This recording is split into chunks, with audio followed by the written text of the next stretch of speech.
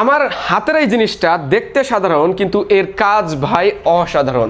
অফিসে এসি লাগানোর পরে আমরা এক প্রকার চিন্তায় পড়ে গিয়েছি, কারণ এসির বাতাস যায় কোথা থেকে।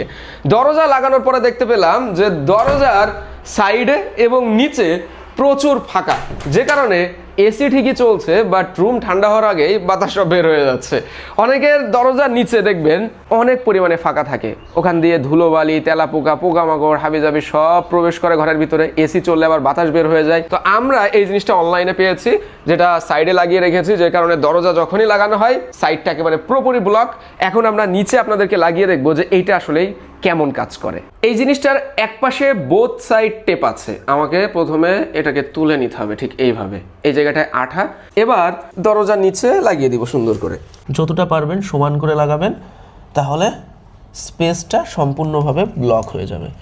সম্পূর্ণ দরজার এই মাথা থেকে ওই মাথা আমি এইভাবে লাগিয়ে দিচ্ছি। লাগানোর সাথে সাথে দেখতে পাচ্ছেন এই জায়গাটা কিন্তু অলরেডি ব্লক, এখান দিয়ে আর বাতাস, পোকামাকড়, ধুলোবালি কোনো কিছু আসতে পারবে না দরজার ভিতরে। কাটা হয়ে গেল।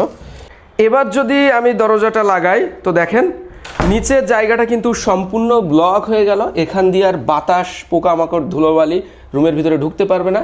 পাশাপাশি সাইডের এই জায়গাটাও কিন্তু সম্পূর্ণ ব্লক হয়ে গেল। আমি 5 মিটারের টেপটা নিয়েছি, এটা এক একজন এক এক রকম দাম নাই ভাই অনলাইনে, আপনারা যে কোনো জায়গা থেকে কিনতে পারেন। তবে আমি যদি সেরকম কোনো অনলাইনে লিঙ্ক টিঙ্ক পাই তো কমেন্টে দিয়ে রাখবো।